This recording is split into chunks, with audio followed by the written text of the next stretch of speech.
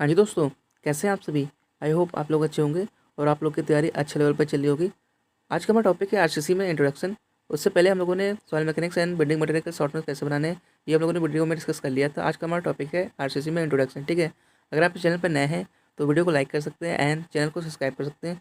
Screen पर देखते हैं कि आरसीसी के इंट्रोडक्शन का जो पार्ट होता है उसके शॉर्ट में क्या करना है। ठीक है, सबसे पहले तो हम लोगों ने, आप स्क्रीन देख सकते हैं, हम लोगों ने एक टेबल फॉर्मेट की है। ठीक है, कुछ IS code, important IS code जो हम लोग यूज करते हैं, जैसे कि आई एस 456 है वो आरसीसी एंड पीसीसी के लिए यूज करते हैं। ठीक है, आई एस 1893 वो जो है अर्थक्वेक रेजिस्टेंस के लिए यूज करते हैं। ठीक है, आई एस 3370 जो होता है वाटर टैंक के लिए यूज करते हैं। आई एस 875 का जो पार्ट फर्स्ट होता है वो डेड लोड के लिए यूज करते हैं, जबकि जो पार्ट सेकंड होता है वो लाइव लोड और इम्पोस्ट लोड के लिए यूज करते हैं। ठीक है, और आई एस 875 का जो पार्ट थर्ड होता है वो विंड लोड के लिए यूज करते हैं। ठीक है, अगर बात कीजिए आई एस 43 की तो प्री स्ट्रेस के लिए यूज करते हैं, जबकि आई एस 10-262 जो होता है वो डिजाइन मिक्स कंक्रीट के लिए यूज करते हैं। ठीक है, और बात की जाए आई एस 432 का जो पार्ट फर्स्ट होता है वो माइल्ड स्टील के लिए होता है, जबकि आई एस 1786 HYHD के लिए होता है, और I S 516 strength of concrete के लिए होता है। जो आई एस 5816 होता है वो स्पिल्टिंग टेंसाइल स्ट्रेंथ के लिए होता है। ठीक है, तो मैं मेन में हम लोग जो आईएस कोड होते हैं उसको एक टेबल के फॉर्मेट में मेंशन किया है। ठीक है, जैसा कि आप स्क्रीन देख सकते हैं। और फिर आता है एग्रीगेट। एग्रीगेट के लिए जो आईएस कोड यूज करते हैं वो आईएस उस होता है आई एस 383 होता है। ठीक है, उसके अकॉर्डिंग जो होता है, अगर 4.75 mm से ज़्यादा साइज है तो उसे हम लोग बोलेंगे कोर्स एग्रीगेट, और 4.75 के कम या इक्वल है तो उसे हम लोग बोलेंगे फाइन एग्रीगेट। ठीक है, और जो इन जनरली जो होता है, जो एग्रीगेट का साइज होता है आरसीसी में वो 20 mm लेते हैं। जब लेकिन अगर अगर मान लीजिए वर्केबिलिटी पे कोई रिस्ट्रिक्शन नहीं है, नो रिस्ट्रिक्शन फॉर फ्लो, या फिर बेटर वर्केबिलिटी केस में जो है साइज को 40 mm तक बढ़ा सकते हैं। ठीक है, लेकिन बात कीजिए फॉर थिन स्ट्रक्चर के केस में जो होता है वो जो साइज होता है एग्रीगेट का वो 10 mm लेते हैं। ठीक है, फिर आता है वाटर। वाटर की बात की जाए तो, ठीक है, वाटर की बात की जाए तो इसका पर्पज, दो पर्पज होता है। पहला तो सीमेंट का हाइड्रेशन कराने के लिए, ठीक है, हाइड्रेशन को इंप्रूव करने के लिए। ठीक है, उसके बाद वर्केबिलिटी के लिए। ठीक है, टू इम्प्रूव वर्केबिलिटी और हाइड्रेशन। ठीक है, और बात की जाए जो वाटर का पीएच मान होता है, ठीक है, वो कभी भी 6 से कम नहीं होना चाहिए। ठीक है, और जो सीमेंट वाटर का रिएक्शन होता है केमिकल रिएक्शन होता है। ठीक है, और इसमें जो इसे हम लोग एक्सोथर्मिक रिएक्शन बोलते हैं। ठीक है, इसके का जो होता है वाटर जो हीट रिलीज होता है, ठीक है, इस रिएक्शन में। ठीक है, जैसा कि आप स्क्रीन पर देख सकते हैं। ठीक है, चलते हैं नेक्स्ट स्लाइड पे। उसके बाद हम लोगों ने एक टेबल मेंशन की जिसमें जो है परमिसिबल लिमिट ऑफ सॉलिड को मेंशन किया, जैसे कि ऑर्गेनिक की लिमिट क्या होनी चाहिए। ठीक है, तो ऑर्गेनिक की लिमिट क्या होगी, इनऑर्गेनिक क्या होगी, सल्फेट की क्या होगी। तो बात की जाए तो इनऑर्गेनिक की लिमिट क्या होगी, वो 200 mg पर लीटर होता है। ठीक है, उसका आईओ कोड मेंशन किया गया है। ठीक है, और इनऑर्गेनिक की बात की जाए तो 3000 मिलीग्राम पर लीटर होता है। ठीक है, और सल्फेट की बात की जाए तो 400 मिलीग्राम पर लीटर होता है, जबकि क्लोराइड की बात की जाए तो पीसीसी के केस में जो होता है वो 2000 mg पर लीटर होता है, जबकि आरसीसी केस में जो होता है वो 500 mg पर लीटर होता है। ठीक है, क्लोराइड, और उसका जो इसका भी आईएस कोड मेंशन किया गया है, जैसा कि आप इसमें दे सकते हैं। उसके बाद सस्पेंडेड मैटर की बात की जाए तो उसका जो परमिसिबल लिमिट होता है वो 2000 mg पर लीटर होता है। ठीक है, तो कुछ जो सॉलिड्स होते हैं उनकी परमिसिबल लिमिट क्या होगी, उसका आईएस कोड क्या होगा, एक टेबल के फॉर्मेट में बनाया गया है। ठीक है, मेंशन किया गया, जैसे कि आप इसमें दे सकते हैं। उसके बाद आता है वाटर सीमेंट रेशियो की बात की जाए। ठीक है, तो कंप्लीट हाइड्रेशन के लिए जो है वाटर सीमेंट रेशियो जो है 0.23 से 0.25 यूज करते हैं। ठीक है, और बात कीजिए एज पर आईएस 456 के अकॉर्डिंग जो जो कुछ ग्रेड के, जैसे मान लीजिए ऑर्गेनिक कंक्रीट है, ठीक है, उसके जो ग्रेड होगा वो M10 से M20 होगा। ठीक है, और बात कीजिए एक्सटेंड का कंक्रीट है, उसके जो ग्रेड होगा वो M25 से M60 तक होता है। ठीक है, जो हाईएस्ट कंक्रीट होता है और M65 से M100 तक होगा। ठीक है, उसके अकॉर्डिंग जो कंप्रेसिव कैरेक्टरिस्टिक कंप्रेसिव स्ट्रेंथ जो होती है वो मेंशन किया गया टेबल में। ठीक है, जिसका आप स्क्रीन देख सकते हैं। ठीक है, चलते हैं नेक्स्ट स्लाइड पे। उसके बाद जो आता है एक्सपोजर कंडीशन होता है। ठीक है, तो हम लोग की 5 टाइप की एक्सपोजर कंडीशन होती है। पहला mild, moderate, severe, very severe और एक्सट्रीम। ठीक है, माइल्ड केस में जो जो कंडीशन बनती है वो हम लोग मेंशन किया, जैसे कि माइल्ड केस में जो फर्स्ट होता है कि प्रोटेक्टेड फ्रॉम रेनफॉल। ठीक है, रेनफॉल से प्रोटेक्ट है। ठीक है, फिर आता है मॉडरेट केस की बात की जाए तो सब्जेक्टेड टू नॉर्मल रेनफॉल। ठीक है, और सेकंड आता है सब्जेक्ट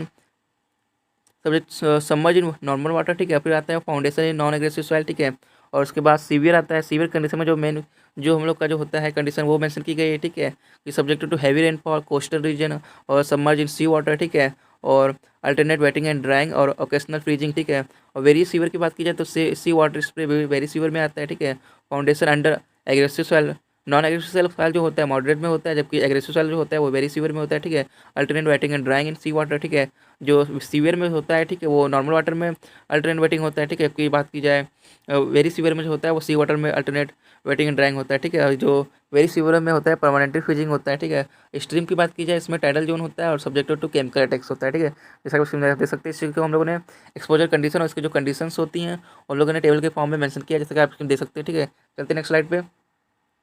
उसके बाद जो एक्सपोजर कंडीशन है उसके अकॉर्डिंग जो है पीसीसी और आरसीसी में जो हम लोगों ने जो मिनिमम ग्रेड कौन सा यूज करेंगे, मिनिमम सीमेंट कंटेंट कितना होना चाहिए, मैक्सिमम वाटर सीमेंट रेशियो कितना होना चाहिए, वो मेंशन किया, जैसा आप इसमें देख सकते हैं। ठीक है, एक टेबल के फॉर्मेट में बनाया गया है। ठीक है, और जो जो हम लोग टेबल बनाया है वो जो होता है 20 साइज़ के लिए होता है। अगर मान लीजिए साइज़ को अदर देन साइज़ यूज़ कर रहे हैं तो उसके इसमें जो सीमेंट कंटेंट होगा उसकी टेबल मेंशन की गई है। ठीक है, अगर हम लोग गेट साइज 10 mm का यूज़ कर रहे हैं, ठीक है, तो इसमें प्लस 40 ऐड करेंगे, जबकि 20 को करें तो उसमें कोई भी ऐड नहीं करेंगे। ठीक है, और 40 यूज़ कर रहे हैं गेट साइज तो उसमें -30 करेंगे। ठीक है, एडजस्टमेंट करेंगे। ठीक है, उसके बाद आता है कंप्रेसिव टेस्टिंग। ठीक है, उसके लिए स्पेसिमेन जो यूज़ करते हैं वो 150 में यूज करते हैं। ठीक है, जैसे कि आप देख सकते हैं। उसके बाद आता है ब्रिटिश कोड के अकॉर्डिंग जो होता है, जो सिलेंडर यूज करते हैं उसका जो डाया होता है 150 mm होता है, जबकि लेंथ जो होता है वो 300 mm होता है। ठीक है, और जो FCK जो होता है करेक्टरिस्टिक स्ट्रेंथ जो होता है सिलेंडर का, ठीक है, वो क्यूब का 0.85 होता है। ठीक है, जैसा कि इसमें देख सकते हैं। ठीक है, जो एरिया होता है वो इन्वर्सली प्रोपोर्शनल होता है स्ट्रेंथ के। ठीक है,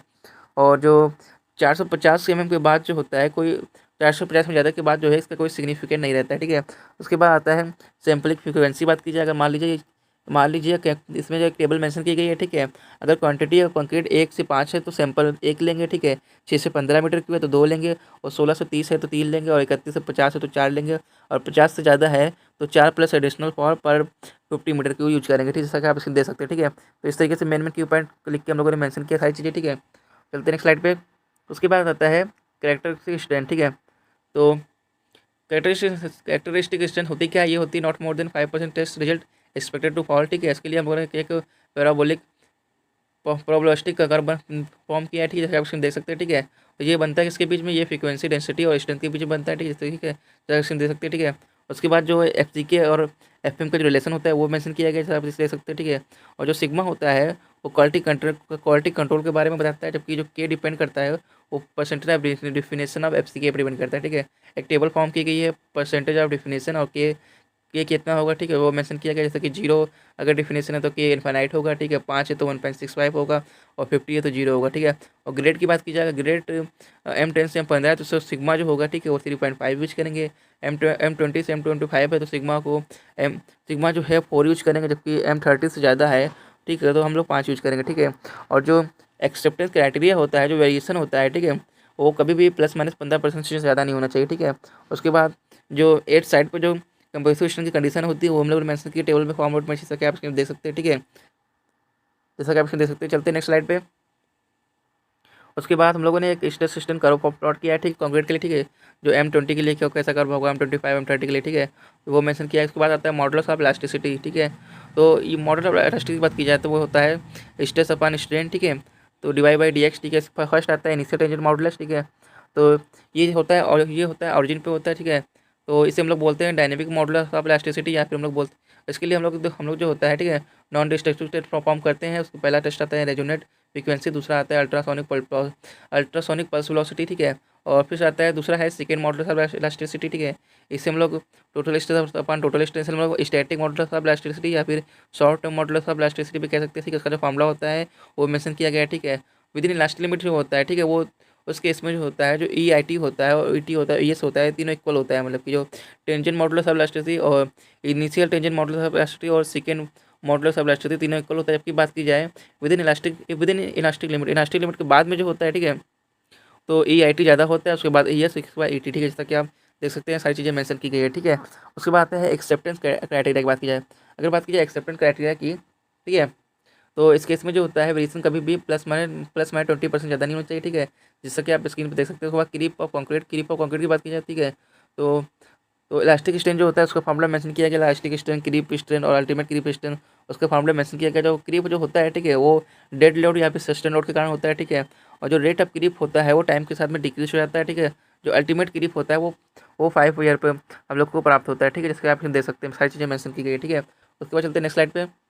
फिर आता है क्रीप कोफिशिएंट। ठीक है, ये रेशियो होता है, किसका रेशियो होता है, ये होता है अल्टीमेट क्रीप स्ट्रेन और इलास्टिक स्ट्रेन का रेशियो होता है। ठीक है, तो ये जो होता है डिपेंड करता है एज ऑफ लोडिंग पर डिपेंड करता है। ठीक है, एक टेबल हम लोगों ने बनाई है, एज ऑफ लोडिंग अगर 60 डेज हो, ठीक है, तो क्रीप कोफिशिएंट की वैल्यू 2.2 होगी। ठीक है, 28 डेज पे 1.6 होगी, और 1 ईयर पे 1.1 होगी, जैसा कि आप देख सकते हैं। फिर आता है long term modulus of elasticity. ठीक है, अगर मान लीजिए हम short term model of elasticity में जो होता है, ठीक है, उसमें हम लोग जो है क्रीप का इफेक्ट को कंसीडर नहीं करते, जबकि long term model of elasticity में जो है क्रीप के इफेक्ट को कंसीडर किया जाता है, ठीक है। तो इसके केस में जो फार्मूला होता है वो मेंशन किया गया है, ठीक है। और जो ड्यू टू क्रीप जो होता है, क्रीप कारण जो होता है मॉडुलस ऑफ इलास्टिसिटी, ठीक है, वो 2 to 3 टाइम्स से डिक्रीज हो जाता है, ठीक है, कम हो जाता है, ठीक है। जबकि ड्यू टू टाइम के अकॉर्डिंग जो होता है long term modulus of elasticity जो होता है वो इंक्रीज होता है, ठीक है। सिर्फ मॉडुलस ऑफ इलास्टिसिटी जो होता है क्रीप का 2 से 3 टाइम्स से डिक्रीज होता है, ठीक है। जबकि जो long term modulus of elasticity की बात की जाए तो वो टाइम के साथ में जो है इंक्रीज होता है, ठीक है। और सिंकरेज ऑफ कंक्रीट होता है वो 0.003 होता है, ठीक है, 0.0003 होता है, ठीक है, जैसा कि ऑप्शन दे सकते हैं। उसके बाद आता है टेंसाइल स्ट्रेंथ ऑफ कंक्रीट, ठीक है। जो टेंसाइल स्ट्रेंथ होता है, ठीक है, वो कंप्रेसिव स्ट्रेंथ का 7 to 50% होता है, ठीक है। इसके लिए हम लोग 3 टेस्ट परफॉर्म करते हैं। पहला डायरेक्ट टेंसाइल टेस्ट, दूसरा फ्लेक्सिबल टेंसाइल टेस्ट, तीसरा स्पल्टिंग सिलेंडर टेस्ट, ठीक है। और फ्लेक्सिबल टेंसाइल टेस्ट की बात की जाए इसके लिए IS 516 होता है, ठीक है। और इसका जो सैंपल का साइज होता है 15 x 15 to 70 सेंटीमीटर होता है, ठीक है। इसमें जो होता है 2 या 3rd पॉइंट लोडिंग अप्लाई करते हैं, ठीक है। जो इसका फार्मूला होता है FCR का वो 0.72 FCK होता है, ठीक है, जिसका कैप्शन दे सकते हैं। उसके बाद जो आता है स्प्लिटिंग टेंसाइल स्ट्रेंथ, ठीक है, इसके लिए जो आइस कोड यूज़ करते हैं वो 5816 होता है। और जिसका फार्मूला जो होता है वो मेंशन किया जो FST होता है वो 0.66 FCK होता है, ठीक है, जिसका ऑप्शन दे सकते हैं। उसके बाद जो कुछ नोट पॉइंट है, जैसे कि जो अगर बात की जाए तो सबसे ज़्यादा होता है क्यूब का FCK, ठीक है। उसके बाद सिलेंडर का FCK, उसके बाद फ्लेक्चर FCK जो होता है FCR, ठीक है। उसके बाद होता है स्प्लिटिंग का FST का, ठीक है। उसके बाद होता है डायरेक्ट टेंसाइल स्ट्रेंथ, ठीक है, सबसे ज़्यादा होता है क्यूब का, ठीक है। उसके बाद आता है स्टील की बात की जाए तो इसकी जो उसके लिए हम लोगों ने एक स्टेशन कर्व प्लॉट किया है, जैसे कि आप देख सकते हैं FE415 FE500 का, ठीक है। बात की जाए TMT बार की बात की जाए तो जो मिड का जो सेंटर का पार्ट होता है इसको हम लोग बोलते हैं सॉफ्ट लेयर, ठीक है। इसे हम लोग बोलते हैं फेराइट या परलाइट, ठीक है। फेराइट परलाइट जो होता है, ठीक है, वो डक्टिलिटी प्रोवाइड करता है। जबकि जो मिडिल लेयर होता है, ठीक है, वो जो होता है वो हम लोग का स्ट्रेंथ प्रोवाइड करता है। जबकि जो जो आउटर लेयर होता है, आउटर मोस्ट लेयर जो होता है, ठीक है, जिसे हम बोलते हैं मैंटेस्टिक फिल्म, ठीक है, ये जो होता है क्रोजन रेजिस्टेंस प्रोवाइड करता है, जिससे आप दे सकते हैं, ठीक है। चलते हैं नेक्स्ट स्लाइड पे। उसके बाद एक नोट पॉइंट आता है, जो अगर मान लीजिए स्ट्रेस जो है, ठीक है, फ्लेक्चर स्ट्रेंथ से कम है, ठीक है, इसका मतलब है कि ये सेक्शन जो है अनकरेक्ट सेक्शन है, ठीक है।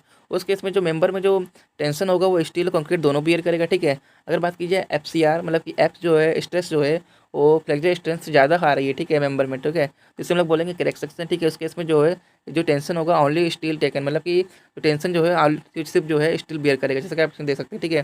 तो चलते हैं फर्स्ट स्लाइड पर, ठीक है। तो इस तरीके से आप जो है RCC के इंट्रोडक्शन का पार्ट जो होता है, ठीक है, जो बेसिक चीज़ें होती है उसके सॉफ्टवेयर बना सकते हैं, ठीक है।